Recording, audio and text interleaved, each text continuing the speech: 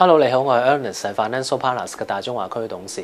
咁今日恒生指數收報18,285點嘅，今日升咗258點。而國企指數咧收報9,867，亦都升咗188點嘅。咁不過今日嗰個成交咧都係得540幾億嘅啫。咁啊，如果你話成個星期嚟講咧，無論恒指同埋國企都係錄得跌幅嘅。恒生指數跌咗1.6%，而國企又跌咗1.98%嘅。咁啊，國內今日始終又做翻好少少啦，所以你見得到咧港股嚟講，即係成個晏晝都做得幾唔錯噶。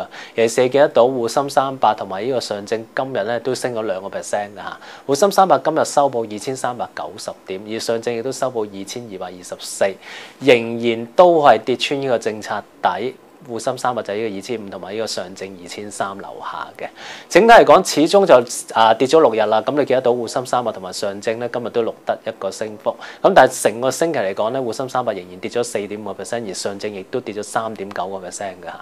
咁國內嗰個市又十分之差啦嚇，喺過去嗰2個星期，咁啊不斷喺度沉底。你問我沉完底未呢？咁其實真係好難講嚇。咁始終之前嗰2個星期咧，其實炒緊幾樣嘢。第一就係話嗰個人民幣啦，不停咁樣係跌啦嚇，日日都跌停咁滯。咁啊最重要都係講翻歐債危機嗰個蔓延，同埋好多國際投資者即係睇翻淡啲嗰個中國未來嗰個經濟前景啦，令到譬如話投資中國市場嘅人士，無論呢個房地產或者呢個股票市場都有啲擔心㗎。不過今日有個好消息就係話人民幣咧對美元嗰個早盤亦都創咗匯改以嚟嗰個新高喎，你見得到。咁你見得到國內嘅內銀股今日都做得幾唔錯啦，好似中國銀行咁啦嚇。咁臨尾都收得幾唔錯，升呢個3.6%，報呢個2個8毫6㗎。而一啲嘅之前成日唱淡，尤其是呢個中央經濟會議成日講緊就係話明年仍然要堅持呢個房地產調控政策不動搖嘅內房股咧，今日表現十分之唔錯，好似華潤置地同埋呢個中國海外亦都升得好靚㗎嚇。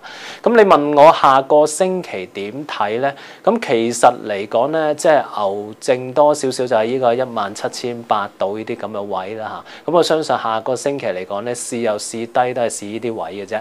咁但係上邊嚟講咧，大家就一定唔好咁樂觀話上翻19,000啦，因為點解咧？19,000呢幾個星期嚟講咧，你都見得到。其實嚟講都幾大嘅阻力添㗎，變咗。咁我相信喺呢個聖誕期間嚟講咧，粉飾櫥窗嗰個活動就未必話太多。不過咧，希望就中央送大禮，睇下會唔會有機會下調呢個存款準備金0.5% 咁多嚇。